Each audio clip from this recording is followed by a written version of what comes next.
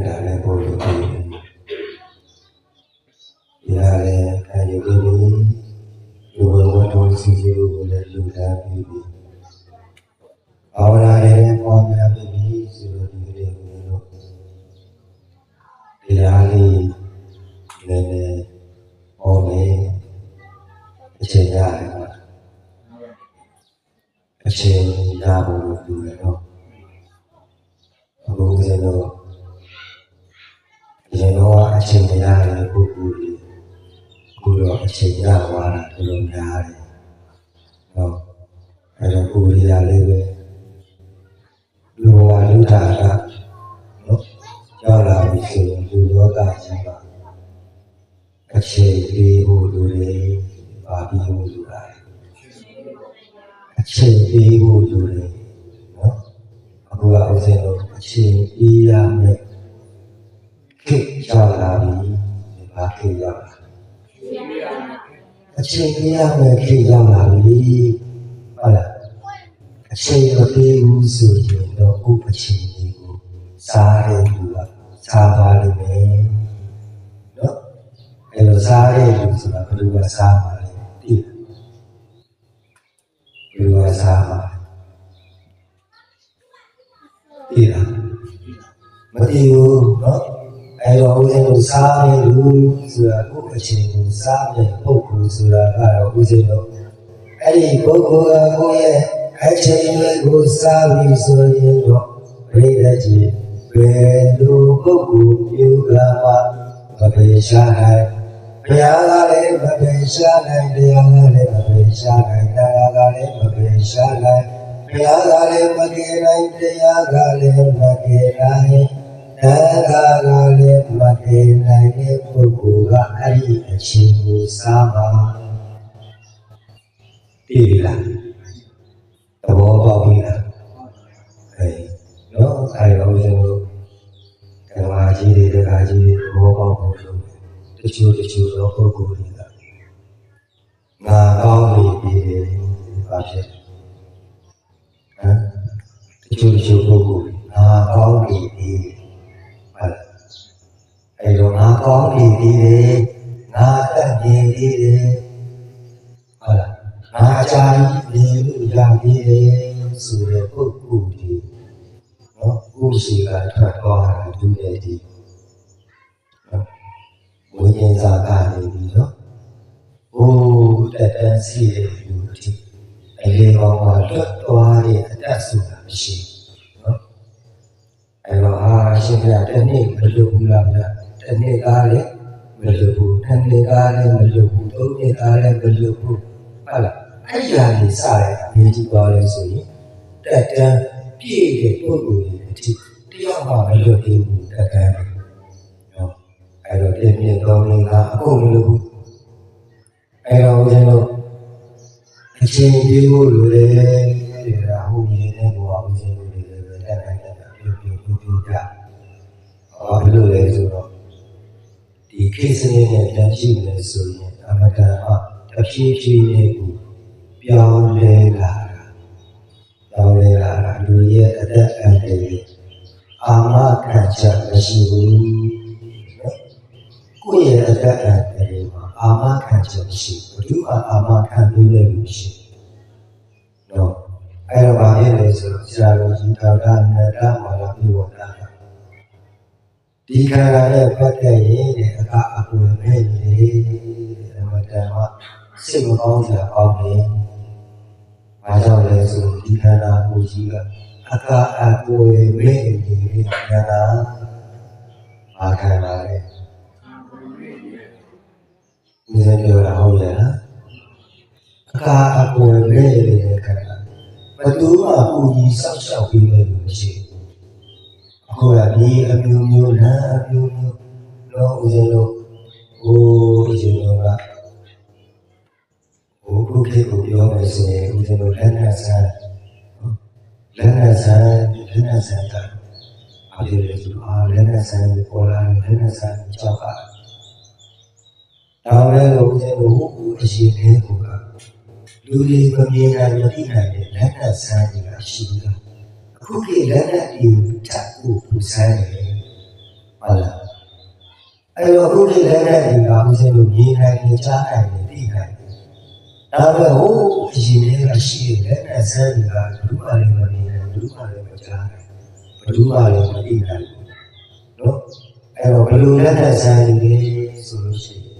ဦးဇင်းတို့ဟိုရင်တော့ကနော်ဘူလီကမှတတ်သွားတယ်လက်နဲ့ဆန်းဟုတ်လားအဲ့ဒီလက်နဲ့ပြောဘုဒ္ဓဘာသာတိထွန်းတာလူရွာတွေမှာပြတ်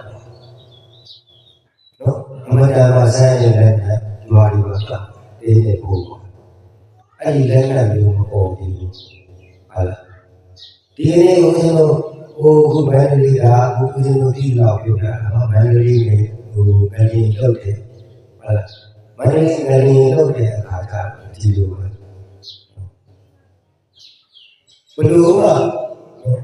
ကတတိမမူလာတဲ့အချိန်ပြုံအောင်ဆိုပြုတ်ချသွားတာဟုတ်လားဒီကြီးလေးပဲအခုလိုလေအောင်နောက်လို့ဖြစ်ရေးပါအေးရထွက်လာဟုတ်လားရှုပ်နေပါအေးရထွက်အဲ့လိုလည်းနဲ့ဆန်းလို့မရှိဘူးဟုတ်လားအေးဒါတွေပဲလားဆိုတော့ဟုတ်ဘူးတဲ့နောက်ထပ်ဒီကဆန်းရဲ့လက်နဲ့ဆန်းရှိရဲ့ဒီဦးဇင်းတို့ကလည်းပါဘုရားဦးဇင်းတို့ကာရာဘုရှိတယ်ကြာဘူးလားမသိဘူးအောင်ရရှိခွတ်ဘုရားဆက်ကြီး30နဲ့3ပါလက်နဲ့ဆန်းပွဲလူလက်နဲ့အမှန်တရားကြောက်စရာလက်ကားဆက်လို့ဂလုံးဆက်လို့အခုကိလက်နဲ့ဆန်းရင်တော့ကတော့တရားတွေအဲ့ဒီလက်နဲ့မြတ်စွာဘုရားဟိုလက်ထက်ကမြတ်စွာဘုရားရှိခိုးလို့ပြည့်ကြည့်ဟောခဲ့တာအဲ့ဒီလက်နဲ့ဆန်းတော့အမှန်တရားကြောက်စရာပေါ့နော်အဲ့ဒါလေးလူရဲ့အတိမလူရဲ့အခါကျတော့ဘာဖြစ်လဲကိုယ်မမြင်ဘူးနော်တတိမမူတဲ့အခါကျတော့ဘာမမြင်တာကိုယ်မမြင်တာကိုယ်ဆိုတာဘာကိုပြောတာလဲကိုယ်ဆိုတာတုတ်တန်ပြောတာဟောအဲ့ဒါတုတ်တန်ပြောတာတတိမမူကိုယ်မမြင်ဘူးဆိုတာဒီမှာမမြင်ဘူးဘာလို့မပြောချင်လို့ရှင်းလေးပြောလိုက်ကတတိမမူတော့ကိုယ်မမြင်ဘူးအဲ့တော့ဦးဇင်းတို့တရားလည်းမှာပေါင်းနေဒီနေ့ကစားပြီးတော့တော့ဦးဇင်းရဲ့ပြောတယ်ဒီနေ့ကစားပြီးတော့ဘာဖြစ်လဲဆိုရင်အချိန်လေးတော့ပြရမယ်တဲ့မိမိတို့အတ္တအတွက်နော်အာမခံမရှိတဲ့အတ္တနော်အကာအကွယ်မဲ့နေတဲ့အတ္တဒီအဲ့ဒီအတ္တခံလာကိုကြီးအတွက်ကိုတော့ဦးဇင်းတို့လောဘဒေါသမောဟနဲ့အချိန်ပေးလို့မရဘူးအလုံးတွေတော့ပြီးတော့အချိန်ပေးလို့မရဘူးလေနော်အဓိကကတော့ဦးဇင်းတို့ဒီလူပုဂ္ဂိုလ်တွေမှာလွယ်ချက်ကတော့ဦးတွေပါလူပုဂ္ဂိုလ်တွေမှာလွယ်ချက်ပဲခုရှိသုံးခုပဲရှိဟုတ်လားအဲ့ဒီတော့ဘာလဲစားဖို့ရဲ့ဝတ်ဖို့ရဲ့နေဖို့အဲ့ဒီကဟိုကကြော်သွားတာကြတော့ဘာဖြစ်လဲအားမလို့ဖြစ်တာပေါ့ဒီကကြီးနော်ဒီဝိုင်းလို့ဟိုကကြော်သွားပြီဆိုရင်အားမလို့ဖြစ်ပြီတော့ဘာဖြစ်လို့လဲဆိုတော့လူချင်းဥဒ္ဒါအားများသွားပြီလို့ခေါ်တာဟုတ်လားအဲ့တော့ဦးဇင်းတို့ဒါလေးကိုလူတက်နိုင်တယ်ကရှော့ပြီးတော့ဘာဖြစ်လဲဆိုရင်အချိန်လေးတော့ပြီးရမယ်အချိန်ဆိုတာကတော့တခြားမဟုတ်ဘူးဒီလိုရတာတဲ့ဒီခန္ဓာကိုယ်ကြီးအတွက်အချိန်လေးတော့ပြီးရမယ်နောက်တစ်ခုကဦးဇင်းတို့တရားတွေကဘာပေါ့လူလိုပေါ့တွင်လူလိုတရားတွေကိုတက်နိုင်တယ်များနာကြားရမည်နောက်တစ်ခုပညာရှိလူလိုပေါ့တွင်ဆုံးမဩဝါဒစကားတွေကိုနာရရမယ်ဒီနောက်တစ်ခုကခေဘောကြီးစေပါကိုပြမလို့တဲ့စိတ်နဲ့မပြမရဘူးလုံးလုံးတဲ့လိုက်ရင်တဲ့လားမပြမလို့တဲ့ရှောင်ကြရမယ်အမိတွေဘာတွေကိုလည်းပဲတဲ့တာပြုစုလို့ကျွေးရမယ်ဆရာသမားတွေကိုလည်းပဲတဲ့တယ်များတက်ဆွဲကြရတယ်ဘူကြီးထောက်တာပြရမယ်နန္ဒောရက၅ပါးကိုမပြည့်တဲ့အဲ့ဒါလူကြီးတို့အတွက်ပဲနော်အခုကဘာလို့ပစ္စည်းဥစ္စာတွေပေါ်ဒီပါစေဘလောက်ပဲခိုက်တာဝင်စီကြီးရှိနေပါဒီဘလောက်ဒီရွှေပိုင်ပိုင်ဘလောက်ပဲဝေပိုင်ပိုင်ဘလောက်ပဲပစ္စည်းဥစ္စာတွေပိုင်ပိုင်ဘလောက်ဒီမြေဧကတွေပိုင်ပိုင်တကယ်တော့ အဲ့ဒီပစ္စည်းတွေမိမိရဲ့အငှားပစ္စည်းတွေဆိုတာကိုမပြည့်တဲ့နောက်တစ်ခုကသာသမီတွေဆိုတာလည်းအငှားပစ္စည်းတွေတဲ့နောက်တစ်ခုကညီကိုမောင်နှမတွေဆိုတာလည်းအငှားပစ္စည်းတွေနောက်တစ်ခုကတကယ်ချင်းတွေမိတ်ဆွေတွေဆိုတာလည်းအငှားပစ္စည်းတွေပါပဲတဲ့ဧကမုတ်ချမိမိလိုပိုင်တဲ့အရာတွေကမိမိလိုနေစဉ်ပြုလုပ်တဲ့ကုသိုလ်တရားတွေပဲဒါနတရားတွေသီလတရားတွေဘာဝနာတရားတွေထားလည်းမိမိလိုပိုင်တဲ့မိမိလိုပစ္စည်းဥစ္စာအစစ်အမှန်ဖြစ်တယ်။ကျန်တဲ့ပြည့်တဲ့လူကိုယ်ရဲ့ပစ္စည်းဥစ္စာတွေကတော့အနည်းကြရင်ဧကမုတ်ချမိမိလိုငါ့ကိုပါတခုမှမပါနိုင်။ဘာကြောင့်လဲဆိုရင်မိမိတို့ရလာတဲ့ကံလာကိုကြည့်ကဧကမုတ်ချအနည်းကြရင်ကိုယ်လိုအနိစ္စရောက်ရမယ်။အဲ့ဒီတော့ကြောင့်ဒီဘဝမှာကျန်ခဲ့တဲ့ပစ္စည်းဥစ္စာတွေဒီမိမိတို့ယူသွားဖို့ဆိုတာစိတ်မကူနဲ့တဲ့ဘာတခုမှမပါနိုင်ဘူးလေ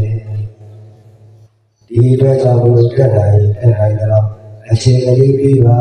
မိမိတို့တရားအတ္တဘုရားအောက်ကိုပြုလို့ပါ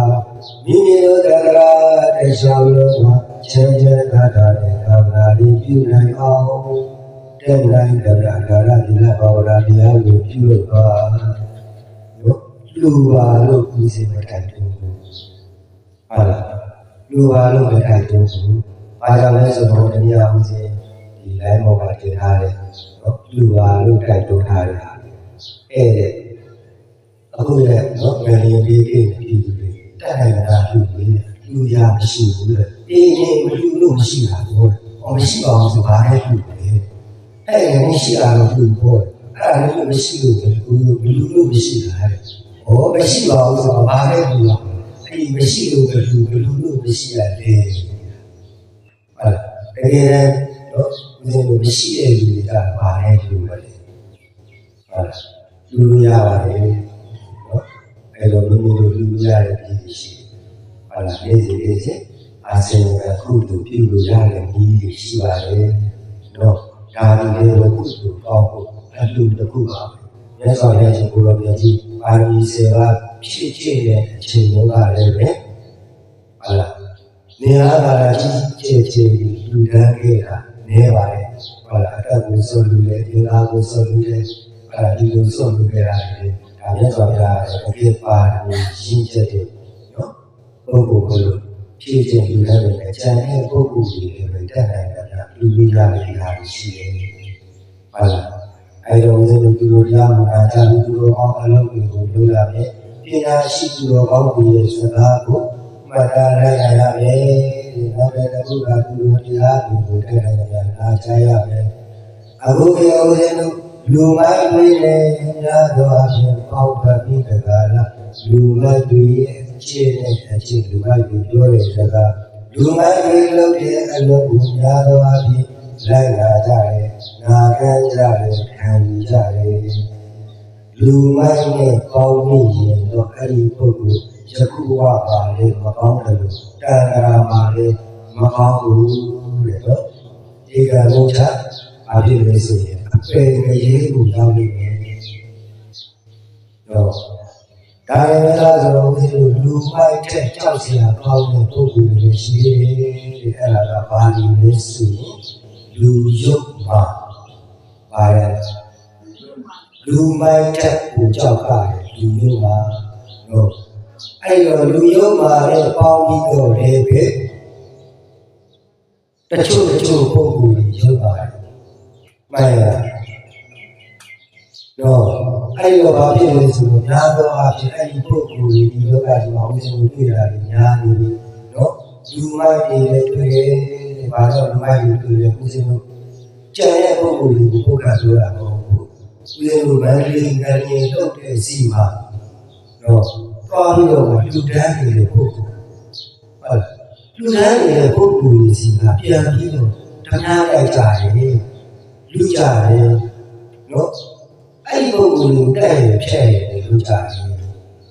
အုပ်စုဖွဲ့ပြီးတော့အဲ့လိုပါဖြစ်နေဆိုလူမိုင်းတွေပေါင်းပြီးတော့မိုင်းနောက်လည်းအခုသူတို့ရဲ့မိုင်းချင်းအချင်းပါဖြစ်လာတယ်ဆိုတော့လူယုံပါဖြစ်တာဘယ်လောက်ယုံပါလား လာလူတွေတော့ပြီးမရှိစင်းလာဒုက္ခရောက်အဲ့တော့ဦးဇင်းတို့လူမိုက်ရဲ့ကောင်းတဲ့ပုဂ္ဂိုလ်ဒီဧကမုတ်ချဒီဘဝမှာလည်းမကောင်းတယ်လို့နောက်တကရာပါလည်းမကောင်းဘူးတဲ့နောက်တစ်ခုလူယုံငါရဲ့ပေါင်းပြီးတော့ယုံပါမယ်ဆိုရင်တော့ပြိတ္တကြီးပြောစရာမရှိဘူးတဲ့နော်အဲ့တော့ဦးဇင်းတို့မြတ်စွာဘုရားဒီလိုက်ဒီလိုမှနော်ဒုက္ခပြီးတယ်ဟုတ်လားဘာလို့လဲဟုတ်လားနော်အဲ့ဒီပုဂ္ဂိုလ်တက်ပုံပြီးတော့ခံရမယ်တော့ဒါကြောင့်ဦးဇင်းတို့ပညာရှိသူတော်ကောင်းတွေပါပါဒီလိုတရားတော်ကိုတဲ့နိုင်များနာကြပါတဲ့ဘာကြောင့်လဲဆိုရင်ဦးဇင်းတို့ပညာရှိသူတော်မြတ်ကြီးကစရတိဘာလာကိုမေသောအမိတ်နေဝအတနာကရုဏာပါပကကမေယောတိကတုကပလံဘာလာမြတ်မောဓမ္မလုံးနဲ့တို့အကျိုးကိုတတိတစ်ဖြင့်နိုင်တဲ့လူဝေလာနေကြတယ်ဘောကောဒုမေတောအတိအလိမ္မာဉာဏ်ဖြင့်နာပဲသူတို့ဒီကအမိတ်ဒီနေဝယံသူနဲ့သူသောအတ္တနာမိမိတို့ဖြင့်အမိတ်ဒီနေဝအတ္တနာယံသူနဲ့သူသောမိမိတို့ဖြင့်ဘာဘကံမမကောင်းသောယုတ်မာသောအကုသိုလ်ကတရားတို့ကိုကရောတာပြုကြကုန်လည်းစရတိတန္တရာရေနဲ့ခြင်းကြကုန်ပြီဝါခြင်းအကုသိုလ်ကတရားတို့ဒီကတုကဗလောခါဆက်ခြင်းကမခန္ဓာအောင်စင်ရသောအကျိုးရှိသည်ဟောတိဖြစ်ပါပြီလို့ဘဂဝါဘုရား၆ဆုံးဘုရားကိုပြည့်စုံတော်မူဘုရားရှင်ကိုယ်တော်မြတ်ကြီးကဒီတုကောင်းစွာမတွေ့ကြတော်မူလိုက်ပါပေတည်း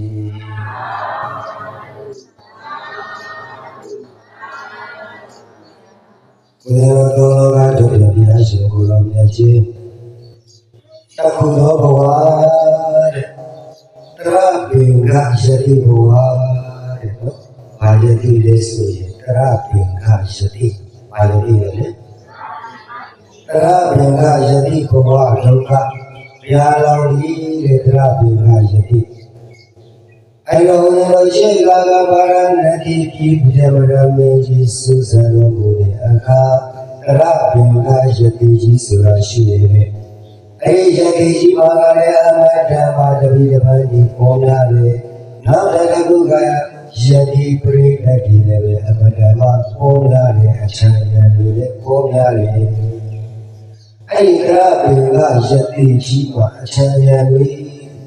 ယတိပရိသတ်ဒီပေါ်လာတဲ့အခါကျတော့ဒီကပိင္ဂယတိကြီးကငါတို့ဒီတိုင်းနေလို့တော့မရဘူးတဲ့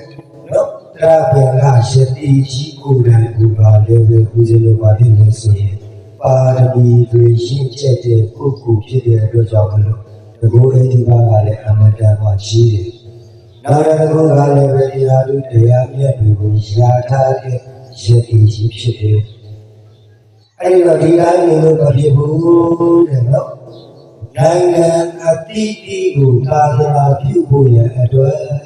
ယတိကိုအဖွဲ့လိုက်ဖွဲ့ပြီးတော့သာသနာပြုစေလွတ်တာ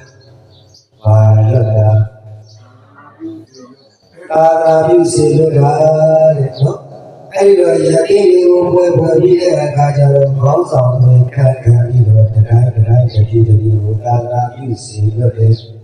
အဲ့လိုစေလွတ်တဲ့အခါကျတော့အဲ့ဒီအထေမှာဦးဇင်းတို့ကိကဝေါစယတိဘာယတိကိကဝေါစယတိတဲ့နော်အတိုင်းလည်းအဖြစ်ကိုစေလွတ်တဲ့အထဲမှာဣဒဝဆယတိလည်းပါအဲ့တော့ဒီဣဒဝဆယတိကြီးသူ့တပည့်တော်တွေနဲ့အခါတဲ့တာနာပြုစေလွတ်တဲ့အခါကျတော့ဦးဇင်းတို့ဒါနတိမင်းအောင်ချုပ်တဲ့ဂုံမာဝတိမျိုးတဲ့ဘာလဲအောင်ချုပ်တာလဲဆိုရင်ဒါနတိမင်းဘာလဲလဲမြို့နာမည်ကတော့ဦးဇင်းတို့ဂုံမာဝတိမြို့တဲ့ဘာမြို့လဲဂုံမာဝတိမြို့ အဲ့ဒီဒါနမီမင်းအုပ်ချုပ်တဲ့ဘုံမဝရီမြို့ကိုလို့ဖြင့်ဒီသာဝဇ္ဇယတိကသာနာပြုရရောက်ရှိတဲ့အဲ့လိုရောက်ရှိတဲ့အခါကျတော့ဒီသာဝဇ္ဇယတိကအဲ့ဒီဘုံမဝရီမြို့မှာရှိတဲ့စစ်သူကြီးတို့တွေသွားပြီးတော့တေကိုဖို့ရအတွက်စစ်သူကြီးကိုအကူကြီးတောင်းတယ်အဲ့လိုအကူကြီးတောင်းတော့စစ်သူကြီးကလည်းဒီသာဝဇ္ဇယတိကြီးကိုဟောပြီးတော့မင်းတွေရှိမင်းဦးရဲ့မင်းတွေပိုင်တဲ့မင်းဦးရဲ့တဲ့ပါနေရာချပေးလိုက်တယ်ဒီပိုင်းနေရာချမင်းဦးရဲ့တဲ့ပါနေရာချပေးလိုက်တယ်အဲ့တော့ကိတာဝဇ္ဇယတိကြီးကအဲ့ဒီမင်းဦးရဲ့တဲ့ရောက်တဲ့ကဦးဇင်းတို့ဘာလို့လဲဆိုရင်သူတော်ကောင်းတရားတွေချီးပြီးတော့ပဲမပြတ်တရားထိုင်နေအဲ့တော့မပြတ်တရားထားပြီးတော့သူ့အတူနေတာဒီမင်းကြီးရဲ့အဲ့လိုနေတဲ့အခါကျတော့တဏှိကတိမြင်းမြောက်စားထားတဲ့ကြည်ကစားမှာပရိသေကြီးဒါလည်းဒီမြင်းမြောက်စားထားတဲ့ဘုသူတွေကြည်ကစားမှာဘုရားလို့ဆိုကောင်းတဲ့အလုပ်လားမကောင်းတဲ့အလုပ်နော်အဲ့တော့ဒါလည်းမြင်းမြောက်စားထားတဲ့ကြည်ကစားမှာတရားရှိတယ်တဏှိတော်တဏှိကြီးမိကဘာလို့စိတ်ကူးလို့ဘာလို့အလင်းမသိလဲမသိအဲ့ဒီပြေတနာကိုယာတုကနေဖြစ်ချလိုက်တယ်တဲ့ဘုရောကပြေတနာဆိုတာကရှင်ဘုရားကမြောက်စားထားတဲ့ပြေတနာအမှန်တမ်းချက်တာကြွယ်ပါလူရတာမှန်တရားလည်းပဲရှင်ဘုရားထောက်ပံ့ပြီးတယ်တော့အဲ့တော့ဘုလိုချမ်းရတာနေရတာပေါ့အဲ့တော့တနေ့ကလည်းဒီဘာတွေအမြင်မသိနေမသိဒီပြည့်တဇာမကိုယာတုကဖြုတ်ချအဲ့လိုဖြုတ်ချလိုက်တဲ့အခါကျတော့ပြည့်တဇာမလေးကိုယာတုကဖြုတ်ချခံရတဲ့အတွက်စိတ်ကလည်းပြန်နေပြိတ္တိမင်းဦးရေဘက်ကိုလက်ဆောင်ပြီးတော့သွားတယ်ဒီလိုသွားတယ်မင်းဦးရေဘက်ကိုလက်ဆောင်ပြီးတဲ့အခါကျတော့မင်းဦးရေနဲ့ရောက်မင်းဦးရေနဲ့ရောက်တဲ့အခါကျတော့ဣတာဝဇ္ဇယတိကြီးကစစ်သူကြီးခြာပေးထားတဲ့နေရာမှာသူဟာသူတော်အောင်တရားကိုရှင်းချပြီးတော့နေတယ်အဲ့လိုနေတဲ့အခါကျတော့ဒီဣတာဝဇ္ဇယတိကိုတွေ့ဒီပြည့်တဲ့ဆောင်ပါတွေ့တဲ့အခါကျတော့ဟောယတိရုပ်ကြည်စရေကိုချုပ်ဖို့ကျရစ်ပတ်ပြီးကြံလာတယ်နော်တကူလုံးလေးနဲ့ဆုံးလို့ဇမင်းကလည်းအောင်းဆိုတဲ့အခါကျတော့ဇမင်းအရှိကြီးအလက်ပဲဦးဇင်းတို့အခုခေတ်ဆိုရင်จิตစာပြီးจิตထားတယ်ပေါ့ဇမင်းကတလုံးတွေးပြီးတော့ကြာအဲ့လိုကြီးအလက်ဇမင်းจิตစာပြီးจิตထားတယ်လို့ဖြစ်နေတဲ့အတွက်ကြောင့်သူ့ကိုကြည့်လာတယ်စံကြည့်ရပြီးပါလေစံကြည့်ရပြီးအဲ့တော့ကြည်တဲ့ဒီလိုလုံးရပတ်နေဆိုတော်တော်ရုပ်ပါလေဆိုလို့ရေလည်းမချိုးဘူးလည်းမချိုးဒီလိုလုံးနားစော်နေတာပဲအဲ့တော့ဒီပြည့်တန်စာကဒီကိတာဝဇ္ဇယတိရဲ့ခန္ဓာဥပ္ပိုလ်ကျွဲကလေးတည်နဲ့ကောင်းဖို့ထူးခြားတယ်တော့ပြည့်တဲ့ဒီမျိုးသမီးလုပ်တဲ့လောကဘာလို့လဲပြည့်တန်စာ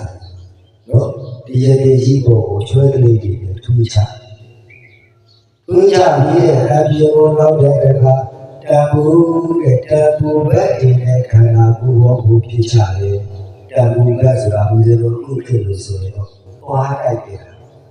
သွားတိုက်ပြီးတော့သွားတိုက်တဲ့အခါကြီးနဲ့ဒီသွားတိုက်တဲ့ဦးဇင်းတို့ရောသွားတိုက်တဲ့ဆိုတာတိတ်ခိုင်းလေးကိုဖြားလေးကိုထုပြီးတော့ပွားရတယ်တိုက်ရည်ဘောကိုဖြစ်ချအဲ့တော့မကောင်းတဲ့ခြေတွေကိုဒီကိတာဝဇ္ဇယတိရှိတဲ့အဘုံကိုစုဖြစ်တယ်အဲ့လိုစုဖြစ်ပြီးတော့နေတဲ့အခါ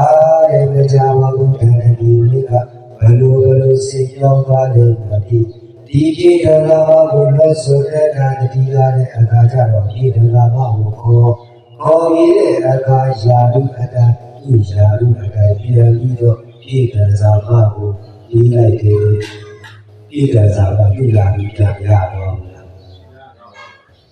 သူရပြီးပြန်ရသွားတဲ့အခါကျတော့ဒီပြေတနာမကဘယ် လူတွေးလိုက်နေဆို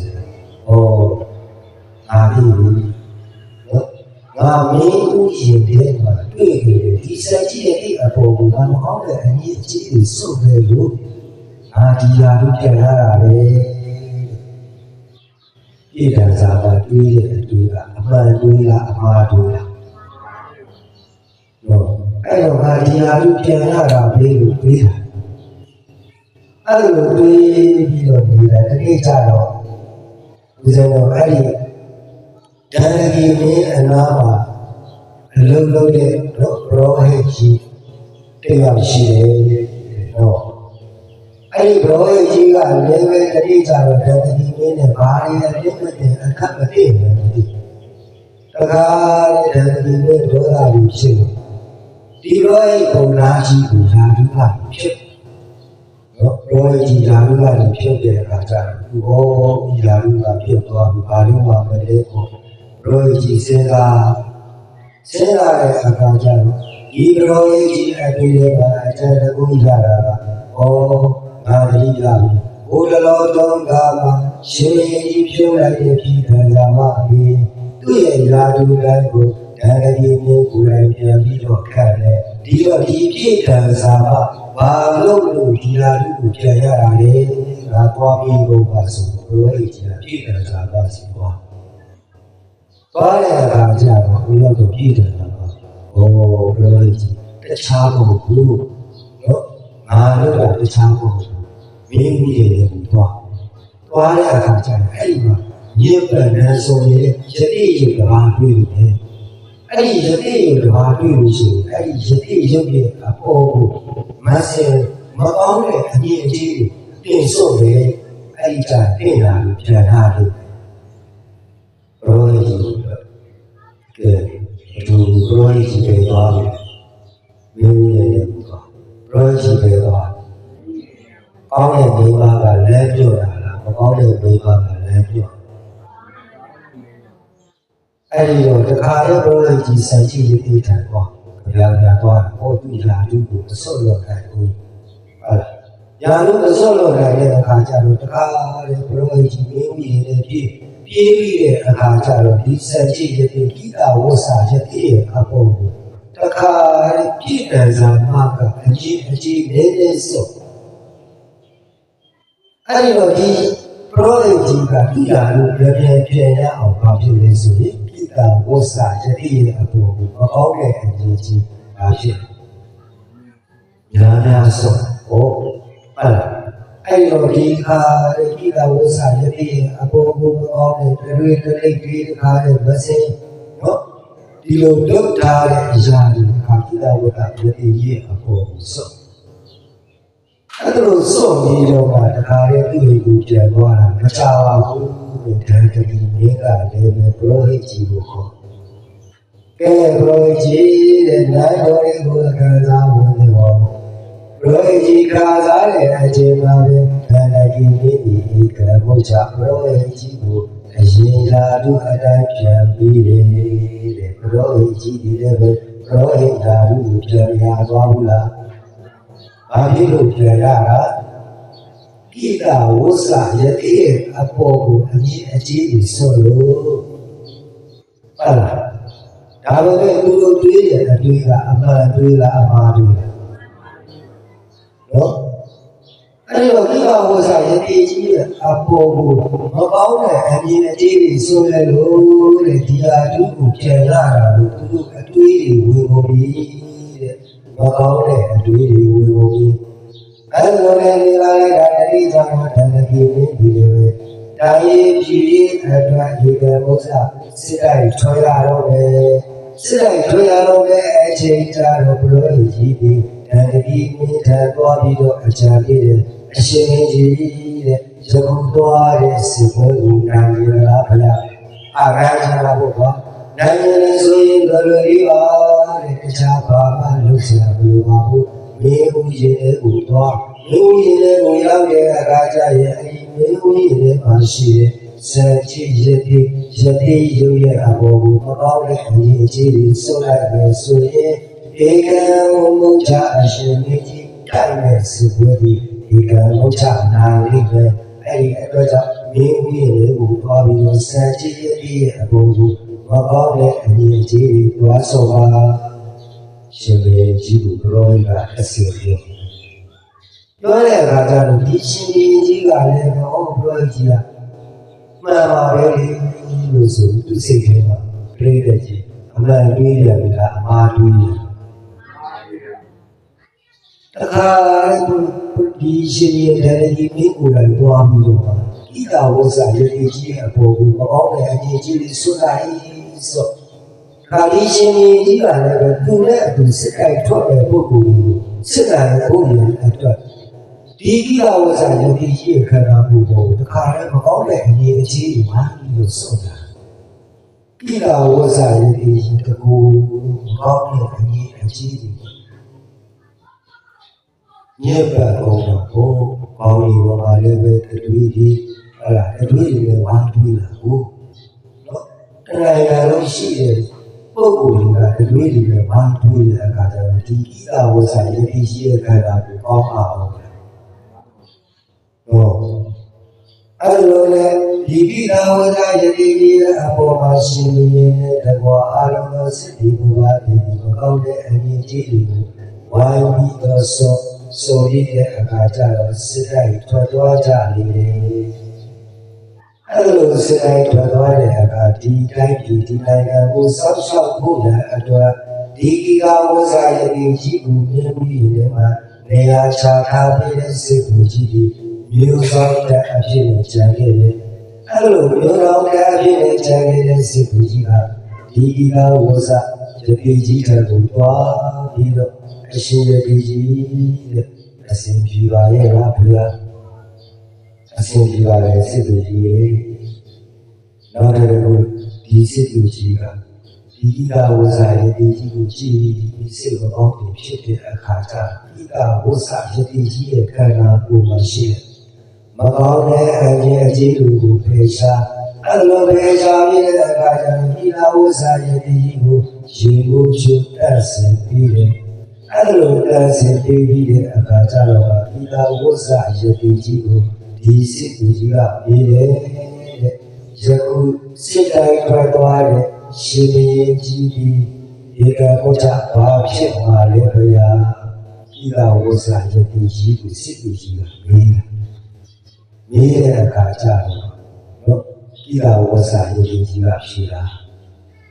နောက်တော့ကအရှင်ဣဒဝဇ္ဇရေကြီး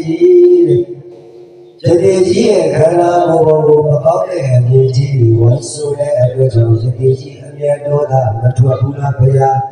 ရေကြီးဒေါသလည်းမဖြစ်ဘူးလားဘုရားဒီတဲ့အခါကျတော့အရှင်စစ်သူကြီးငါဒီပုဂ္ဂိုလ်ရဲ့အပေါ်မှာအမြတ်ဒေါသမဖြစ်ပါ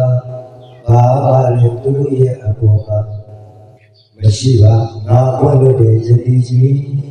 နော်ငါခွင့်လို့တဲ့စစ်သူကြီးရေကြီးကပြောတာတော့ငါခွင့်လို့စစ်သူကြီးခွင့်လို့တဲ့ပုဂ္ဂိုလ်တွေကတော့ဧကပု္ပ္ပာအမြတ်ဒေါသတွေဖြစ်နေတဲ့သူတို့ရဲ့အပေါ်မှာဘလို့ငါခွင့်လို့နိုင်မှုဖြစ်နေတယ်အဲ့ဒါကတော့လက်တွေတခြားတွေကတော့ဒေါသထောင်းထနေတယ်ဒါဆိုရင်ဘာဖြစ်ပါလဲဗျာစစ်သူကြီးကရှာအဲ့ဒီတော့ဒီဘုမာဝရီမြို့ဒီနောက်9ရက်ကြာတဲ့အခါဧကမုချပြည့်စည်လို့ပဲဒီလိုပဲအဲ့ဒီတော့အရှင်စစ်သူကြီးတဲ့ပြင်းလေးလည်းဒီနိုင်ငံမှာမနေရတော့ဒေသာများကိုခေါ်ပြီးတော့ဒီနိုင်ငံနဲ့လွတ်တဲ့နေရာတွေကိုအတင်းစစ်သူကြီးပြည်ပါတော့ဒီနိုင်ငံဒီနဲ့ဧကမုချကိုယ်ရပြည့်ရေးကြရင်ထောက်ရှိအောင်ပြည့်စည်နေဒီလိုပြောတဲ့အခါကျတော့စစ်သူကြီးကလည်းသူ့ရဲ့သားမယားကိုခေါ်ပြီးပြေးတဲ့အခါကျတော့ဓာတုတိနေတဲ့သရဘုကရှတိကြီးကဟိုကနေရှတိ၄ပါးလွတ်တယ်ရှတိ၄ပါးလွတ်တာတခြားတော့မဟုတ်ဘူးလေဒီကိကဝဇ္ဇယတိကိုဉာဏ်များခေါ်ခဲ့ဘာဖြစ်လို့လဲဆိုရင်ငါကနေဒီသာဓာဖြစ်လွတ်ထားတာဆိုတော့ဒီယတိငါမခေါ်ချင်းပြန်လာမှာမဟုတ်ဘူးဆိုပြီးတော့ အမှန်တရားကတကူကြီးတဲ့ယတိလေးပါးကိုလွတ်လိုက်တာယတိလေးပါးနဲ့ကောင်းကင်ခရီးနဲ့လားနာပြီးတော့ကဒီကိကဝဆာယတိကိုကောင်းကင်ခရီးနဲ့လေးပါးမှပြီးတော့ပြန်သွားကိကဝဆာယတိသူ့ညာသူပြန်ကပြန်ရောက်တဲ့အခါကျတော့ဝိသေကုကံအားလျော်သွားပြီတဲ့နော်ဒါလည်းဒီလေးတဲ့ဘောစစ်တီဘူပါခါရသွားပြီးစစ်တယ်လိုက်တာဘူပါစစ်တာကြီးပြန်လာနော်စစ်တာကြီးပြန်လာတဲ့အခါကျတော့လည်းဒီနေ့အခါရစစ်တာတဲ့အခါကျတော့ပျော်လို့ပါလို့ဟောတိုင်းဒီမှာစစ်တီရေမတ်တွေနဲ့ခါရတိုင်းဒီမှာပျော်ပါလို့ဘလို့ထင်လဲဆိုတော့ငါတို့ဒီတိကဝဆာရဲ့အခါကဘူဘူအကြီးအခြေစုပ်ခဲ့လို့ငါတို့စစ်နိုင်တာဆိုပြီးပြောပါချအဲ့လိုပြောပါရဲ့အချိန်ပါပဲပြိတ္တိရဲ့နဲ့ဒီတရားတွေကမနေနိုင်တဲ့အခါကျတော့ကောင်းနေပါဘူးရွာလေးပါရီရွာရိုးရိုးဘူးရွာနော်ရိုးရိုးဘူးရွာရကဒီနောက်ကျတော့နတ်ပန်းဘူးရွာလေးပြိတ္တိနတ်ပန်းဘူးရွာတဲ့အခါကျတော့မဘူးလားနတ်ပန်းဘူးနတ်ပန်းဘူးရွာပြီးတဲ့အခါကျတော့ဘေးဘူးထက်ရွာလေးပါဘူးရွာဘေးဘူးရွာပြီးတဲ့အခါကျတော့ရွှေဘူးရွာလေးအဲ့ဒီတော့ဒီတိုင်းတွေမှာရှိတဲ့ပုဂ္ဂိုလ်တွေကဒီကိကဝဆာယတိကြီးရဲ့အဖို့ကိုမအောင်တဲ့အငြိအကျေးတွေစွန့်ဖြစ်တာလို့တို့အနတ္တမနော်ကောင်းတဲ့လို့အနတ္တမနော်လက်ကြီးကောင်းတယ်လို့ဒီလိုမျိုးတွေးနေကြဟုတ်လားအဲ့တော့ရှင်ဘုံဘုံလေးပါပြီးတဲ့အခါကျတော့တဲ့အခါနှုတ်ကိုတန်းစာမိုးကြီးပါလေဘာမိုးကြီးနောက်ဝိဒန်းစာမိုးကြီးပါတဲ့အခါကျတော့ဘုသူလေးနေနိုင်သေးလို့မကောက်ဘဲနေနိုင်ပါအမေနောက်ဝိဒန်းစာမိုးပါတဲ့အခါကျတော့ဘယ်များပြီးစီချေဟုတ်လားအိုးရွှေဘူတွေနဲ့လှုပ်ထားတဲ့ဘာအိုင်အုပ်ဆောင်အော်စာရင်းကြီးတဲ့အခါကျတော့ဒီပုဂ္ဂိုလ်ကြီးကမနေနိုင်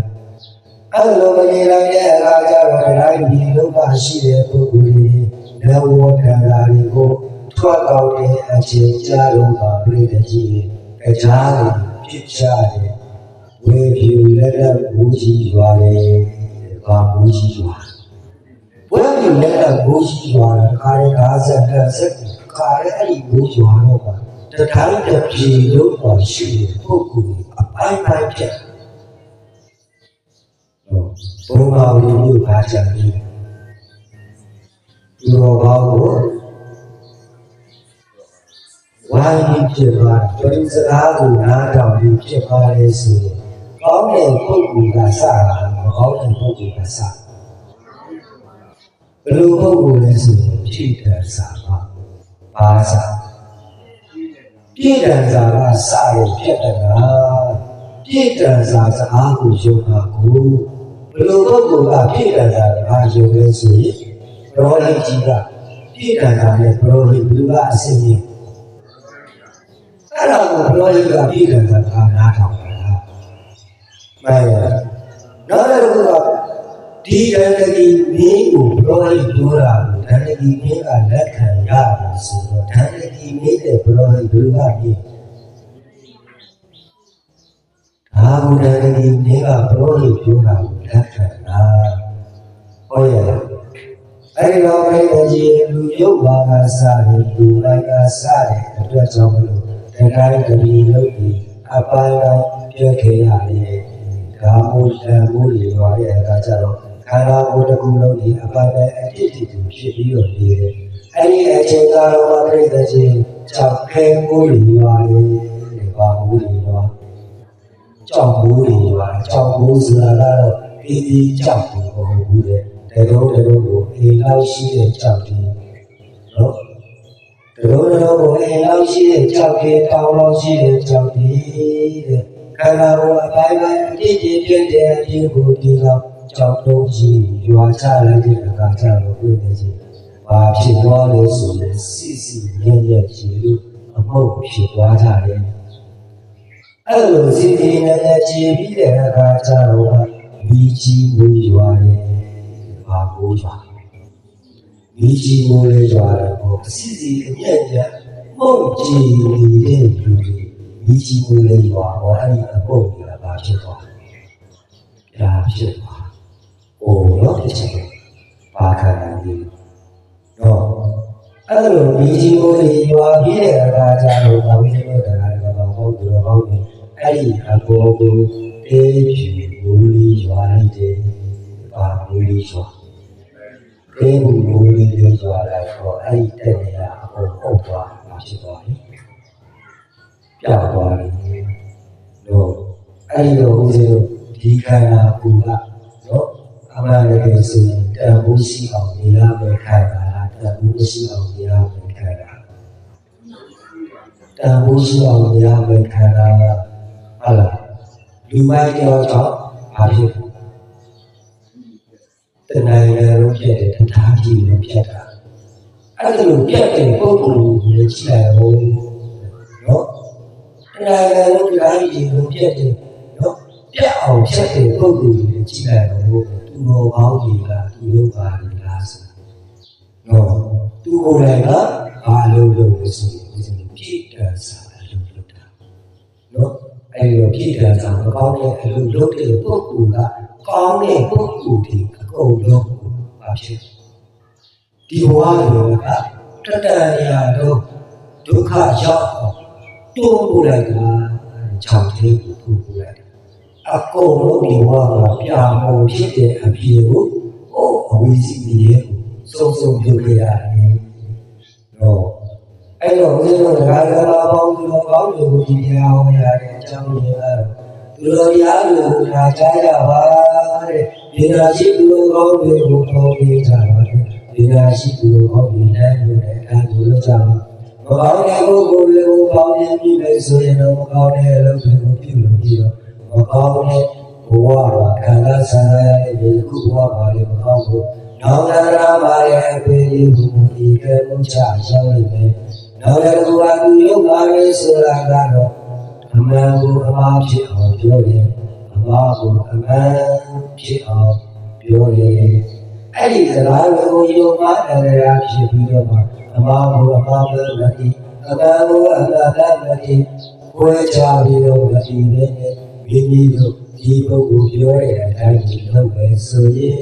မိမိတို့ဘဝတွေဒီလည်းပဲဧကမုချမကောင်းတဲ့ဘဝဘုရားရကိုရောက်နေတယ်မိမိရဲ့အုံတော်နဲ့ကောင်းတဲ့အရာကိုလည်းပဲနော်ဆုံးဖြတ်ပါမကောင်းတဲ့အရာကိုလည်းပဲဆုံးဖြတ်ပါမိမိဘဝဒီမိမိပိုင်တယ်မိမိရဲ့ခန္ဓာကိုယ်ဒီမိမိပိုင်တယ်တဲ့သူတစ်ပါးဒုက္ခပြီးနော်သူတစ်ပါးပိုင်တဲ့ခန္ဓာကိုယ်ပဲသူတစ်ပါးဒုက္ခပြီးမကောင်းတဲ့ဘဝကိုရောက်နေဆိုရင်တော့မိမိတို့ဒီဘာတွေလဲဆိုတာကိုယ်ကိုပြန်ပြီးအတိအကျရှိတဲ့ပုဂ္ဂိုလ်တွေဟုတ်ရဲ့လားလို့ပြန်မတွေ့ရပါလားတွေ့ရပါလားအမှားကိုအမှားမသိရပါလားသိရပါလားအမှန်ကိုအမှန်နဲ့သိရပါလားသိရပါလားအဲ့လိုဒီဆိုရင်ကောင်းတဲ့အလုပ်တွေကိုလုပ်ရပါလားလုပ်ရပါလားအာဟုလိုတရားတွေကိုရှောင်ရပါလားရှောင်ရပါလားအခုပြည့်ကံစားမတရားကြောင့်ဒီလိုကောင်းပြီး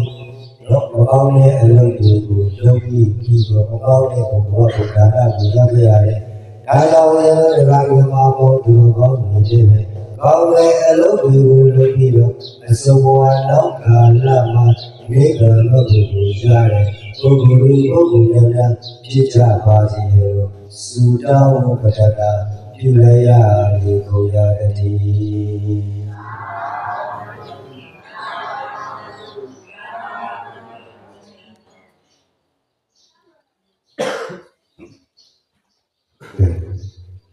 တို့နော်ဒီနေရာဒီလောက်ပဲပေါ့ဟုတ်အဲ့လိုဆိုဒီပိဋကဝါစာတိကျောင်းနာမည်ပုဂ္ဂိုလ်ရှိတယ်နာမည်ပုဂ္ဂိုလ်ရှိတာပိဋကဝါစာတိဆိုတာတခြားမဟုတ်ဘူးနော်ဒီလိုဘုရားရှင်ကိုယ်တော်မြတ်ကြီးနဲ့အတူဘဝပေါင်းများစွာကာသနာပြုလာတဲ့ရှင်မဟောက်ကတဲ့မထင်ကြီးတွေဖြစ်တယ်နော်တရားဘေကယတိဆိုတာ ဘုရားတော်ယတိနော်ကိကဝဆယတိဆိုတာရှင်မမောက္ခလပတိလက်ရှိဖြစ်တယ်နော်အဲ့တော့ရှင်မမောက္ခလပတိလက်ရှိကဒီရှင်မမောက္ခလဘာမှာ